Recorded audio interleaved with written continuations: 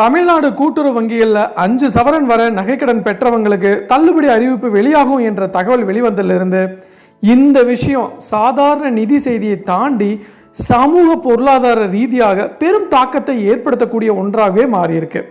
So கிராமப்புறம் மற்றும் நடுத்தர வர்க்க குடும்பங்களில் அவசர தேவைகளுக்கான முதன்மை நிதி ஆதாரமாக கூட்டுறவு வங்கிகள் செயல்படுது.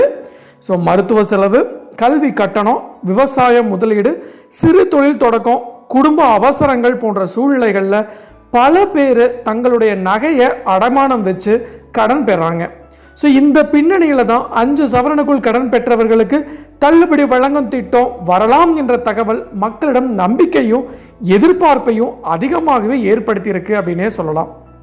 ஆனால் அதே நேரத்தில் பார்த்தீங்கன்னா அரசு ஊழியர்கள், கூட்டுறவு சங்க ஊழியர்கள், தவறான விவரங்கள் அளித்தவங்க மற்றும் வெள்ளை ரேஷன் அட்டைதாரர்கள் தகுதி பெற மாட்டாங்க என்ற விவரம் வெளியானதால் யார் உண்மையில் தகுதியாளர், இந்த திட்டத்தின் நோக்கம் என்ன, அரசு ஏன் சிலரை விலக்கு செய்கிறது போன்ற கேள்விகளும் மக்கள் மத்தியில் எழுந்த வண்ணமாகவே இருக்கு. ஸோ இதனால தான் இந்த அறிவிப்பு வெறும் கடன் தள்ளுபடி தகவல் அல்ல, அது அரசின் நிதிநிலை, இலக்கு அடிப்படையிலான நலத்திட்டங்கள், சமூக நீதி மற்றும் பொருளாதார சமநிலையை பற்றிய ஒரு பெரிய கொள்கை விவாதமாக மாறியிருக்கு. ஸோ கூட்டுறவு வங்கி அமைப்பு எப்படி செயல்படுது, நகைக்கடன் வழங்கும் விதிமுறைகள் என்ன, 5 சவரன் வரம்பு ஏன் நிர்ணயிக்கப்படுது, தகுதி மற்றும் விலக்கு அளவுகோல்கள் எப்படி தீர்மானிக்கப்படுது, அண்ட் ஆல்சோ பார்த்தீங்கன்னா இதன் நீண்ட கால பொருளாதார தாக்கம் என்ன போன்றவற்றை தான் நாம் இன்னைக்கு நம்ம வீடியோவில் தெளிவாக எல்லாத்துக்கும் புரியும்படியும் நான் சொல்ல போகிறேன். சப்போஸ் இப்போ தான் ஃபஸ்ட் டைம் நம்ம சேனலுக்கு வரீங்க அப்படின்னா மறக்காம நம்ம சேனலை சப்ஸ்கிரைப் பண்ணிடுங்க, கூட பெல் ஐக்கானை கிளிக் பண்ணுங்க. அப்படின்னா தான் இது மாதிரி இன்ஃபர்மேட்டிவ் வீடியோ உங்களால் ரெகுலராக பார்க்க முடியுங்க. வாங்க வீடியோக்குள்ளே போகலாம். ஸோ தமிழ்நாட்டில் பார்த்தீங்கன்னா கூட்டுறவு வங்கிகளில் 5 சவரன் வகை நகைக்கடன் பெற்றவங்களுக்கு விரைவில் அறிவிக்கப்பட உள்ள தள்ளுபடி தொடர்பான புதிய தகுதி விதிமுறைகள் ஒரு சாதாரண நிதி செய்தி இல்லைங்க. ஸோ ஆல்ரெடி 2021 தேர்தல் வாக்குறுதியாக திமுக அரசும் அதிமுக அரசும் நகைக்கடன் தள்ளுபடியை அறிவிச்சிருந்தாங்க. ஸோ அதன் அடிப்படையில் பார்த்தீங்கன்னா திமுக அரசு வெற்றி பெற்ற பிறகு நகைக்கடன் தள்ளுபடியை முதல்ல அறிவிச்சாங்க.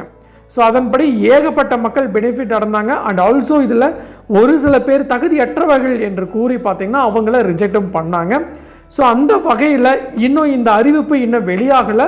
சப்போஸ் வெளியாச்சு அப்படின்னா அதே மாதிரி ஒரு சில மக்கள் இதில் தேர்வு செய்யப்பட மாட்டாங்க, அவங்க தகுதி நீக்கம் ஆவாங்க அப்படின்னு சொல்லியிருக்காங்க. ஸோ யாருக்கெல்லாம் தகுதி நீக்கம் நடக்கிற சான்ஸ் இருக்குது, யாருக்கெல்லாம் தகுதி வாய்ந்தவர்கள் அப்படின்னு தகவல் வரக்கு வாய்ப்பு இருக்குது அப்படின்னு தான் நாம் இப்போ பார்ப்போம். ஸோ இது பார்த்தீங்கன்னா சமூக நலன், பொருளாதார சீர்திருத்தம் அண்ட் ஆல்சோ பார்த்தீங்கன்னா அரசின் இலக்கு அடிப்படையிலான நிவாரண கொள்கை ஆகியவற்றை ஆழமாக தொடும் முக்கிய தீர்மானமாகும் அப்படின்னு சொன்னால் அது மிகையாகாது. ஸோ நிஜமாலுங்க சாதாரண மக்களும் கூட இன்னைக்கு கையில் ஒரு 2 பவுன் 3 பவுன் நகை வச்சுருந்தாங்க அப்படின்னா அவங்களுக்கு தேவையான அன்றாட செலவுகளுக்கு கூட நகையை அடமானம் வச்சு பணம் வாங்கி அதில் செலவு செய்கிறாங்க. ஒரு அத்தியாவசிய செலவு கூட அதில் செய்கிறாங்க. ஸோ பள்ளிக்கூட செலவாக இருக்கட்டும், மருத்துவ செலவாக இருக்கட்டும், அண்ட் ஆல்சோ ஏதாச்சும் ஒரு ஸ்மால் பிஸ்னஸ் பண்ணுற செலவாக இருக்கட்டும், அவங்க இந்த நகையை அடமானம் வச்சு கூட்டுறவு வங்கிகளில் பணம் வாங்கி அதை ரெட்டிப்பும் பண்ணுறாங்க. ஸோ ஏன்னா குறிப்பாக பார்த்தீங்கன்னா அரசு ஊழியர்கள், கூட்டுறவு சங்க ஊழியர்கள் பார்த்தீங்கன்னா அண்ட் ஆல்சோ மிகவும் முக்கியமாக தவறான தகவல் அளித்தவங்க. அண்ட் ஆல்சோ இதில் ஒரு சில குறிப்பிட்ட காரணங்கள் சொல்லியிருக்காங்க. அதுவும் பார்த்திங்கன்னா வெள்ளை ரேஷன் அட்டைதாரர்கள் தள்ளுபடியில் சேர்க்கப்பட மாட்டாங்க. ஸோ அப்படிங்கிற தகவல் வெளியானவுடன் பொதுமக்களிடையே பல்வேறு கேள்விகள் எழுந்திருக்குன்னே சொல்லலாம். ஸோ உதாரணமாக சொல்லணும்னா ஒரு கிராமப்புற விவசாய குடும்பத்தை எடுத்துக்கிட்டால் ஸோ அவர்கள் அவசர மருத்துவ செலவிற்காக பார்த்திங்கன்னா 4.5 சவரன் வரைக்கும் நகையை கூட்டுறவு வங்கியில் அடமானம் வச்சு கடன் பெற்றிருக்கலாம். பயிர் இழப்பு மற்றும் வருமான குறைவு காரணமாக வட்டி செலுத்த சிரமமும் பட்டிருக்கலாம். ஸோ இப்படிப்பட்ட குடும்பங்களுக்கு தான் தள்ளுபடி கிடைத்தால் அது கடன் சுமையை குறைத்து மீண்டும் பொருளாதார சுழற்சியில் நுழைய உதவும் அப்படிங்கிறதான் நிறைய பேர் பேசிகிட்டு இருக்காங்க. ஆனால் அதே சமயம் பார்த்திங்கன்னா ஒரு அரசு ஊழியர் அல்லது நிலையான மாத சம்பளம் பெறும் ஒருவர் இதே திட்டத்தில் சேர்க்கப்பட மாட்டாங்க அப்படின்னு சொல்லியிருக்காங்க. ஏன்னா அரசு ஏன் இந்த விலக்கை கொண்டு வருது என்ற கேள்வியும் சமூக நீதி கோணத்தில் ஆராயலாம். ஸோ ஏன்னா தள்ளுபடி திட்டங்கள் பொதுவாக பார்த்தீங்கன்னா பொருளாதார ரீதியாக பாதிக்கப்பட்டவர்களை குறி வச்சு தான் வழங்கப்படுது. ஸோ பொருளாதார ரீதியாக பாதிக்கப்பட்டவங்க, வறுமை கோட்டுக்கு கீழே இருப்பவங்க, அன்றாட பிழைப்புக்கே நாள் ஊதியம் வாங்கி கொண்டிருப்பவர்கள், ஸோ அவங்களுக்கு தான் இது பொருந்தும். இதை ஒரு கேஸ் ஸ்டடி போல் விரிவாக விவாதிச்சா, ஸோ சேலம் மாவட்டத்தில் சிறு தொழில் செய்து வந்த ஒருவர் கொரோனா காலத்தில் வருமானம் குறைஞ்சதால் 3 சவரன் நகைக்கடன் பெற்றார். ஸோ பின்னர் பார்த்திங்கன்னா வட்டி சேர்ந்து கடன் அதிகரித்து திருப்பி செலுத்த முடியாத நிலையில் இருந்தார். ஸோ இத்தகையவர்களுக்கு தான் தள்ளுபடி கிடைச்சா அவர்கள் மீண்டும் தொழிலை தொடங்க வாய்ப்பு கிடைக்கும். ஆனால் வெள்ளை ரேஷன் அட்டை, அதாவது பார்த்திங்கன்னா சாதாரண வருமானம் கொண்டவர்கள் வைத்திருப்பவர்களுக்கு விலக்கு அளிப்பது அரசு நிதி சுமையை கட்டுப்படுத்தும் முயற்சியாக பார்க்கப்படலாம். ஸோ இதே மாதிரி தான் தவறான விவரங்கள் அளித்து தகுதி பெற முயன்றவர்களை நீக்குவது இந்த திட்டத்தோட நம்பகத்தன்மையை பாதுகாக்கும் நடவடிக்கையாக விளக்கலாம் அப்படின்னு சொல்லியிருக்காங்க.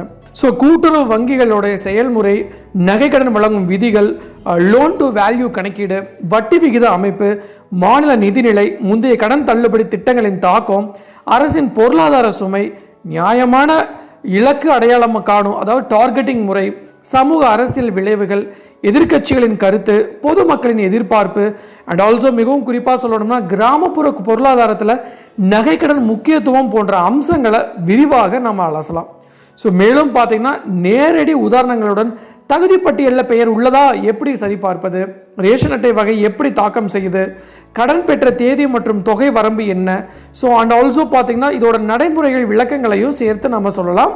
ஸோ இறுதியாக பார்த்தீங்கன்னா இந்த அறிவிப்பு வெறும் கடன் தள்ளுபடி செய்தி இல்லைங்க, அது யார் உண்மையில் நிவாரணத்திற்கு தகுதி பெற்றவர்கள், அரசின் வளங்கள் எவ்வாறு பகிரப்பட வேண்டும், அண்ட் ஆல்சோ சமூக சமநிலை எப்படி பாதுகாக்கப்படும் என்ற பெரிய விவாதத்துக்குள்ள வழிவகுக்கும் ஒரு முக்கிய கொள்கை முடிவாக பார்க்கப்படுது. ஸோ இறுதியாக நான் ஒன்று சொல்லி முடிச்சுக்கிறேன். 5 சவரனுக்குள்ள நகைக்கடன் பெற்றவர்களுக்கு வழங்கப்பட உள்ள தள்ளுபடி என்பது ஒரு சாதாரண அரசியல் அறிவிப்பு இல்லைங்க, அது ஆயிரக்கணக்கான குடும்பங்களின் நிதி சுமையை நேரடியாக குறைக்கும் திறன் கொண்ட ஒரு முக்கிய பொருளாதார முடிவுனே சொல்லலாம். ஒரு புறம் உண்மையாகவே அவசர தேவைக்காக நகையை அடகு வச்சு வாழ்க்கையை முன்னெடுத்து வந்த ஏழை மற்றும் நடுத்தர குடும்பங்களுக்கு இது மிகப்பெரிய ஒரு நிவாரண அமையலாம். ஸோ அண்ட் ஆல்சோ மறுபுறம் பார்த்தீங்கன்னா அரசு ஊழியர்கள், கூட்டுறவு சங்க ஊழியர்கள், தவறான விவரங்கள் அளித்தவங்க மற்றும் வெள்ளை ரேஷன் அட்டைதாரர்களுக்கு விலக்கு செய்யப்படுவது இந்த திட்டத்தோட டார்கெட் ரிலீஃப் அப்படின்னே சொல்லலாம். ஸோ அதாவது பார்த்தீங்கன்னா அரசு தனது வருவாய் மற்றும் நிதி வளங்களை திருப்பி விட முயற்சிக்கிறது என்ற கருத்தையும் இதன் மூலம் பார்க்கலாம்.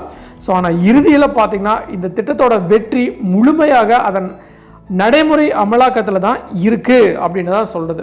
ஸோ தகுதி சரிபார்ப்பு தெளிவாக இருக்க வேண்டியது அவசியம், தவறான சேர்த்தல்கள் தவிர்க்கப்பட வேண்டும், உண்மையான பயனாளர்கள் எவரும் தவறவிடக்கூடாது.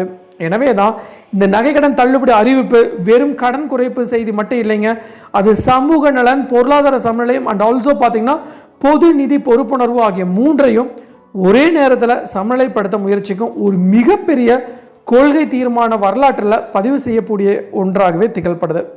ஸோ நிச்சயமாக இந்த டீட்டெயில்ஸில் இருக்கவங்களுக்கு தள்ளுபடி கிடைக்கிறது அப்படிங்கிறது ஒரு மிகப்பெரிய கேள்விக்குறியாகவே இருக்குது. ஸோ எது எப்படியோ மீதி இருக்கவங்களுக்கு தள்ளுபடி ஆனால் ரொம்ப சந்தோஷமாக இருக்கும். ஸோ வறுமை கோட்டு கீழே நிறைய பேர் இருக்காங்க, கடன் வாங்கி அதை பெனிஃபிட் யூஸ் பண்ண நிறைய பேர் இருக்காங்க, ஸ்மால் பிஸ்னஸ் பண்ணுறவங்க நிறைய பேர் இருக்காங்க, அவங்களுக்கு பெனிஃபிட் ஆனால் ரொம்ப சந்தோஷங்க. ஸோ இதுதான் நான் இன்றைக்கி உங்களுக்கு சொல்ல வர வேண்டிய விஷயம். டெஃபினட்டாக யூஸ்ஃபுல்லாக இருக்குன்னு நினைக்கிறேன். ஸோ மீண்டும் இன்னொரு நாள் இது மாதிரி சுவாரஸ்யமான இன்ஃபர்மேட்டிவ் வீடியோவுடன் உங்களை சந்திக்கும் வரை உங்களிடமிருந்து விடை பெறுவது உங்கள் மஞ்சள் மாநகர மைந்தன் சிவா.